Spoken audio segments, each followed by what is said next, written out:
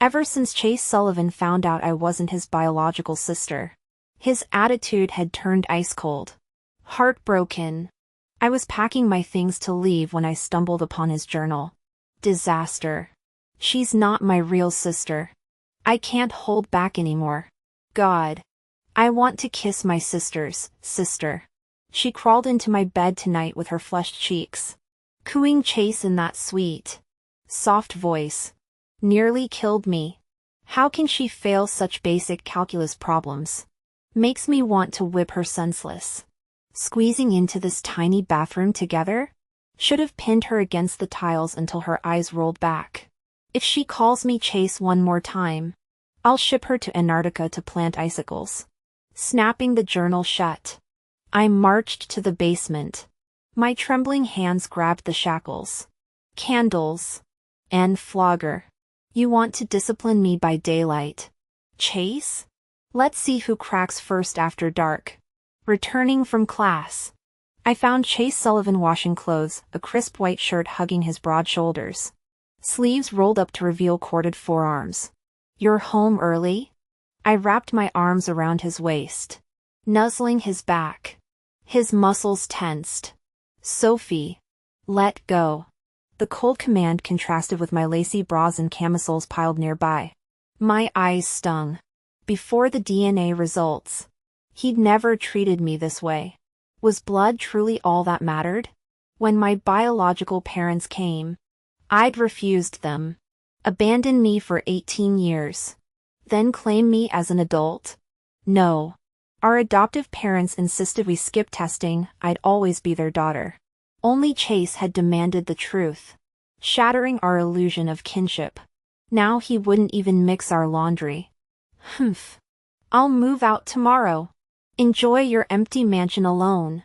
I kicked his shin and stormed off, clutching damp clothes. Tears splashed the washing machine. Wait, where was my underwear? Must have dropped somewhere. At dinner, Chase silently piled food on my plate while I shoveled rice angrily. A red property deed slid toward me. The mansion's been under your name for years, he said casually. Stay as long as you want. They bought this estate because my university neighbored Chase's corporate empire. My brother, no. Chase, had cooked my meals, done my laundry, driven me to school since freshman year. Friends joked about the CEO becoming a slave to his sister.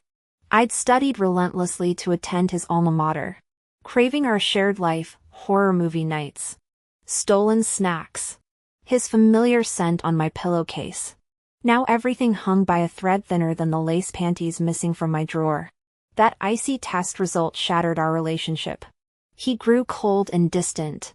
I'd assumed he feared me, an outsider, vying for the Sullivan-Stewart family assets. Yet he handed me the property deeds. Clearly I'd jumped to the worst conclusions about his intentions. Before bed, while Chase Sullivan went to shower, I burrowed into his blankets like old times. His sheets carried the scent of oud and agarwood, reminiscent of temple incense burning after a monk's snowy pilgrimage. The aroma perfectly matched his restrained demeanor. As I happily sniffed his pillows, white lace caught my eye beneath the pillowcase. I pulled it out my unwashed panties. Heat flooded my cheeks. How did these get here? The bathroom door creaked open. I ducked under covers as Chase emerged shirtless, water droplets trailing down his jawline to pool in his V-line. His silk pajama pants hung low on angular hips, swaying as he towel-dried hair darker than midnight. My gaze accidentally dropped to that prominent bulge. He slid under the covers, cool skin electrifying where we touched. Before he reacted, I popped up grinning. Sophia! Down! His sharp tone startled me. How many times must we discuss this? Tears welled up. Why yell? You didn't even ask why I came. Seeing my distress, Chase softened instantly. Don't cry, Firefly. My fault. His thumb hovered near my temple, resisting the urge to tuck stray hairs behind my ear. Our breaths mingled, his eyes darkening to storm cloud depths. I shifted uncomfortably. Your belt's digging into me. His arms locked like steel bands. Stay. Still. The strained command sent heat pulsing through me. His rapid heartbeat echoing mine beneath thin fabric. Don't call me brother. What? If we can't be real siblings? We can't even be regular siblings anymore? Rich people are so heartless. TCH. Why should I listen to you? Brother, brother, brother, brother, I deliberately antagonized him, chanting incessantly. His Adam's apple bobbed as feathered lashes trembled with restraint. Keep calling me that and I'll destroy you. He practically growled the last two words. I stuck out my tongue, brother. Brother. If he hated it, I'd do it more. You'll regret this. Suddenly he yanked me against him. My eyes flew wide as his face buried in my neck. Damp hair brushed my collarbone, warm breath making my skin tingle. A tortured groan escaped his throat. Electric currents shot through me as his knee forced my legs apart. Chase Sullivan! My shrill cry shattered the silence. In my panic, I accidentally scratched his back. A pained grunt. Chase violently pushed me away, fleeing to the bathroom. I lay staring at the ceiling, mind blank. The faint glow under the locked door outlined Chase's tall silhouette, those broad shoulders tapering to narrow hips. That lean waist moving with contained power. My cheeks burned remembering how easily he'd flipped our positions earlier. What if I hadn't stopped him? The shower started running. Minutes ticked by. I waited to say goodnight. But he didn't emerge. Are you drowning in there? I called. Silence. Then his hoarse voice, Sophie. Yeah. Come closer. I obediently approached the fogged glass door. Chase. Are you okay? My reflection shimmered on the steamed surface, revealing nothing else. The shower's rhythm matched his ragged breathing, water droplets mingling with choked gasps that made my ears burn. Stop right there. Don't move. His voice grew hoarser, his breathing heavier and more frantic until a restrained groan erupted. All sounds ceased abruptly. That night, I had a dream. I dreamed of being in Chase Sullivan's bathroom, under the shower spray. He looked down at me, coaxing me to open my mouth. I refused. The next instant, his fingers gripped my jaw, forcing my lips to part wider and wider. Chase covered my eyes. I couldn't see anything, but my other senses intensified.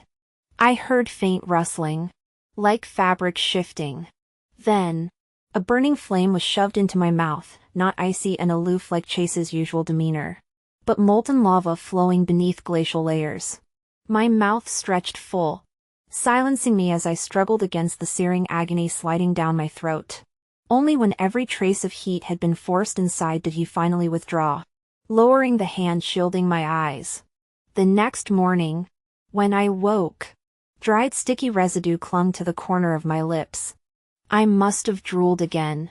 Sleeping with an open mouth causes adenoid hypertrophy and ruins your face. So I used breathing correction strips. But they always vanish by morning. I'm convinced I subconsciously tear them off during deep sleep.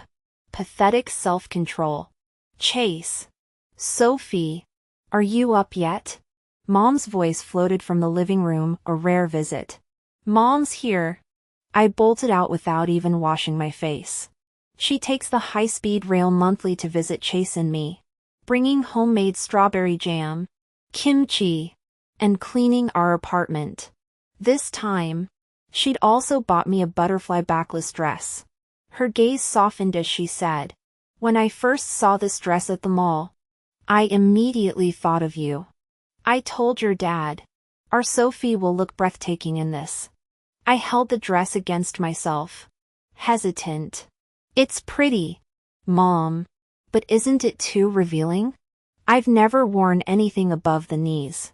It's so short, one squat and I'd flash everyone. Talk about fabric stinginess. Mom took the dress, tilting her head. It is a bit sexy. But you're in college now. Sophie, don't just wear white tees and jeans forever. Try something new, this suits you perfectly. Before I could protest, Chase emerged from his bedroom for breakfast. Mom dragged him over for validation. Chase, doesn't this dress look made for your sister? He glanced at the garment, his eyes locking onto mine with unreadable intensity. Meh. He grunted. Mom beamed, turning to me. Wear it this weekend when you meet Dean. The Johnsons adore you. Mrs. Johnson told me last time. My cheeks flushed at Dean's mention. Dean Johnson, Chase's best friend and heir to Johnson Enterprises, funded Chase's startup. Our parents have always pushed for us to date, believing a union would strengthen Chase's company. Chase interrupted through a mouthful of toast. It's hideous. She'd look ridiculous in it. Ugh. You brat. How can you talk about your own sister like that? Chase Sullivan's voice was icy. She's not my sister. Chase Sullivan. Mom's voice rose an octave, clearly angry. The living room atmosphere turned oppressive instantly. Mom stared wordlessly at Chase while I hung my head, nervously twisting my hem. Seeing my reddened eyes, Mom tenderly cupped my face before turning back to Chase. If you ever say that again, you're no son of mine. As long as your father and I are alive, Sophia Stewart will always be your blood sister. Wow. This would totally drive Dean Johnson crazy. My cousin Mandy Taylor squealed after hearing about recent events and inspecting my closet full of dresses. I shrugged. Please. A rich heir like him has seen every type of beauty. She wagged her finger. Nah. The way Dean looks at you? All soft and tender.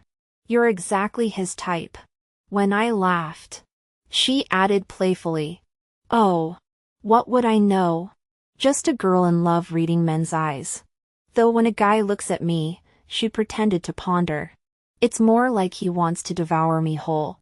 Since starting college, Mandy had transformed into a self-proclaimed love expert. Honestly, the way Chase looks at you? Exactly like how a guy eyes me. I nearly choked on my water. Don't talk nonsense. Suit yourself. She fiddled with the charm on my backpack. A festival is coming. Any plans?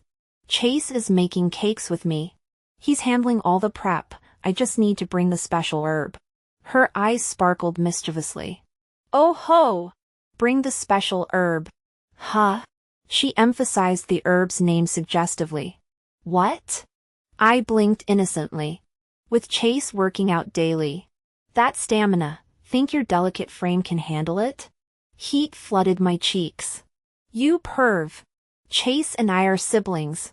So? Not by blood. She leaned closer, eyes gleaming. Don't tell me a special kind of love doesn't thrill you? Ugh. You're impossible. I flicked her forehead. Our wrestling match lasted until dusk when Chase returned from work calling us to dinner. Before leaving the room, Mandy insisted I try the backless violet dress. The mirror revealed delicate collarbones, a cinched waist, and endless legs. Mandy had piled my dark hair into a messy bun, tendrils grazing my nape, sweet yet subtly alluring. Add black stockings and Chase would go wild. Mandy whispered. I was unzipping the dress when Chase barged in holding a spatula. Third time calling you too. What's the? His gaze snagged on my legs before darting away. Ears burning crimson. The air between the three of us seemed to freeze. Get dressed and come eat. Chase Sullivan commanded tersely before fleeing the scene without looking back. At dinner, Mandy Taylor casually mentioned my upcoming meeting with Dean Johnson. The silverware clinked as Chase suddenly spoke in a gravelly tone. Cancel your weekend plans with him. Why? I challenged, pushing my chair back. You used to encourage me to date him. Said his gentle nature would balance me out. He peeled a shrimp into my bowl. Circumstances have changed. What's different now? You're not just my sister anymore. The familiar sting returned. I set down my chopsticks. So losing the sister-like status means I lose dating privileges with your best friend? That's not. His jaw tightened as he continued shelling seafood. Oops. Mandy interrupted. Phone blinking. My boyfriend says his cat's in labor. Gotta go. She grabbed her bag and bolted. Chase sighed. If you insist on meeting him, don't wear that dress. Indignant, I stormed to my room and emerged wearing the forbidden butterfly print dress with sheer black stockings. Tell me exactly what's wrong with this outfit. Chase. Find one flaw or I'm wearing it to meet Dean. His obsidian eyes darkened like gathering storm clouds. When he finally spoke, his voice scraped raw. Sophie. Don't test me. Suddenly I was in his lap, enveloped in his sandalwood scent. Golden light cast our tangled shadows on the curtains as his callous thumb brushed my thigh seam. I don't want him seeing you like this, he rasped. Adam's apple bobbing. Men can't be trusted. And you? I dared, straddling him. Do you want to misbehave too? His restraint snapped. The ripping of stockings echoed through the room. My dress joined the casualties. When I trembled, he growled, "Don't call me that." His punishing kiss tasted of desperation and scotch. By dawn, my tear-stained pillow witnessed shattered boundaries. Yet when the weekend arrived, instead of declarations, I received a typed apology citing temporary alcohol-induced lapse in judgment. He decided to temporarily move out of the mansion and stay at the company to avoid making me feel awkward. Finally, he wished me a great time on my date with Dean. Beside the note lay an elegant, understated maxi dress. He said compared to that dangerously seductive dress, this style suited me better. I immediately rushed into Chase's room. Even if someone had to leave, it should have been me. This house was rightfully his. But he didn't give me a chance to argue, he'd already vanished. A messy notebook caught my eye on the floor, apparently dropped by Chase during his hasty departure. I picked it up without hesitation. Disaster, she's not my biological sister.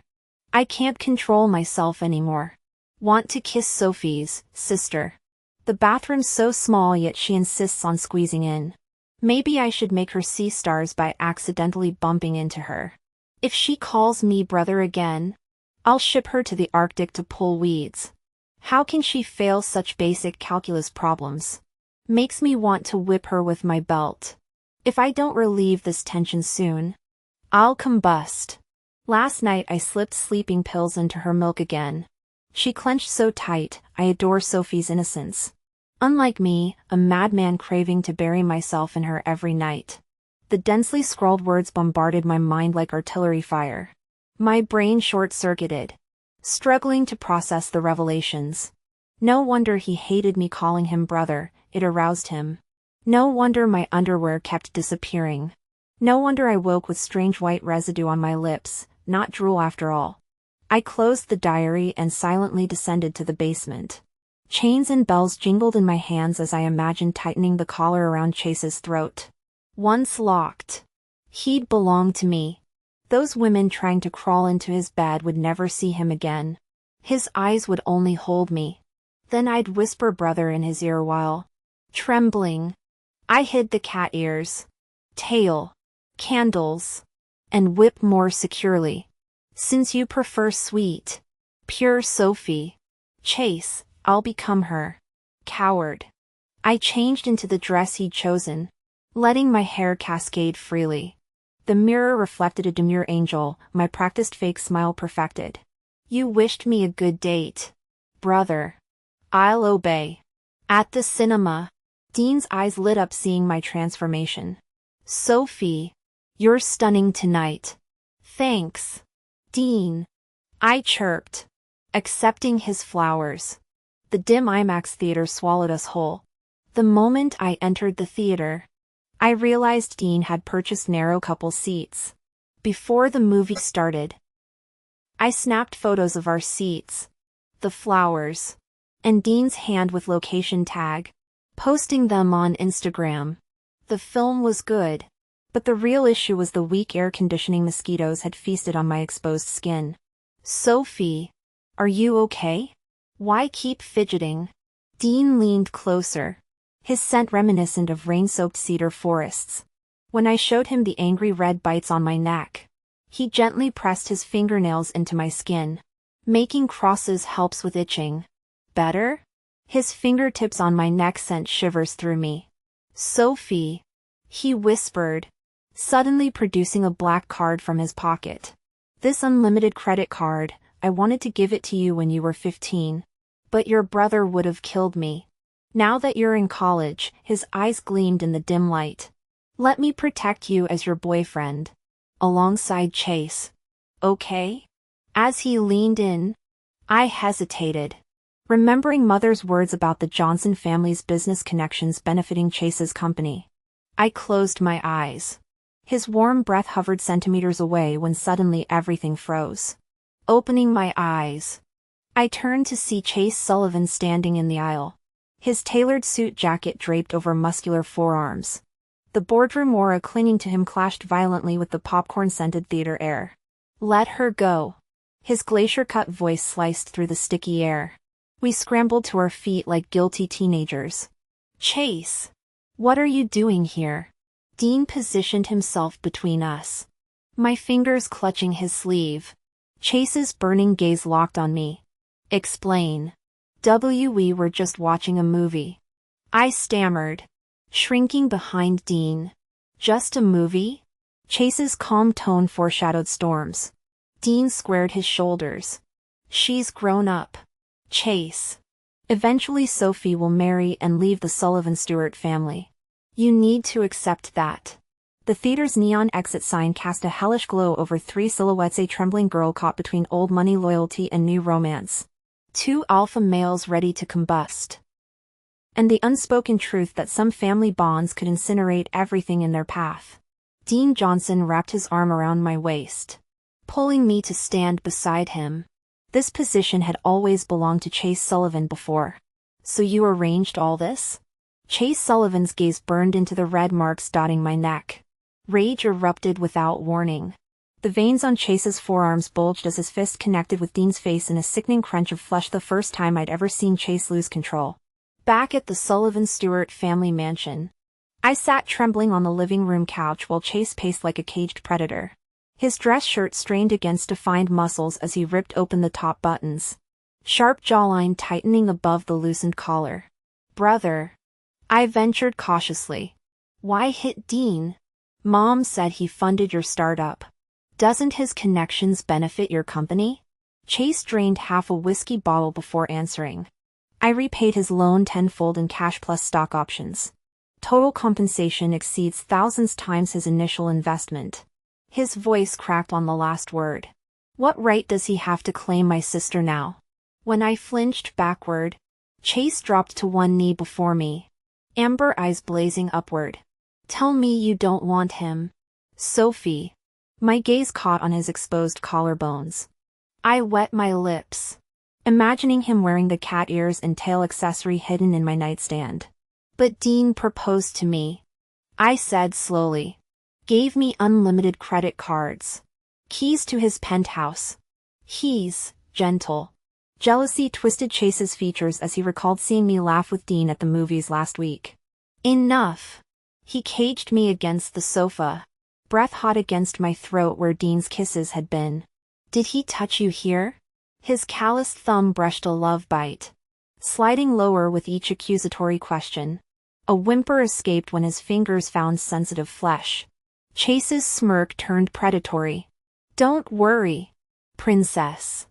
I'll erase every trace of him. His tear hit my cheek as he choked out. We can't. Then why can't I be with Dean? I looped arms around his neck, lips grazing his ear. No. Chase's roar shook the room. Later. Tangled in silk sheets. I smiled at the new marks blooming across my skin, the Sullivan Stewart family heir's possessive signature replacing Johnson's temporary stains.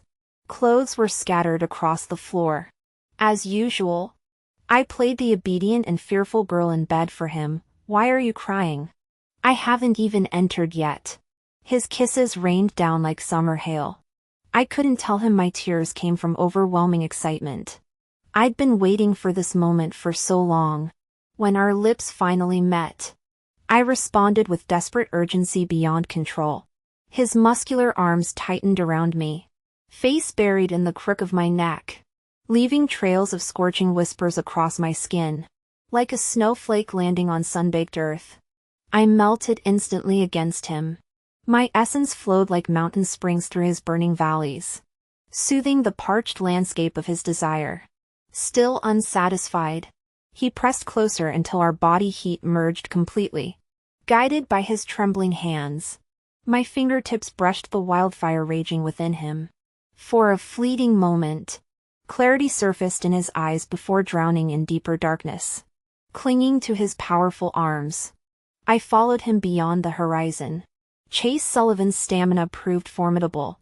I lost count of how many times we peaked. It felt like he was unleashing 2 decades of pent-up longing.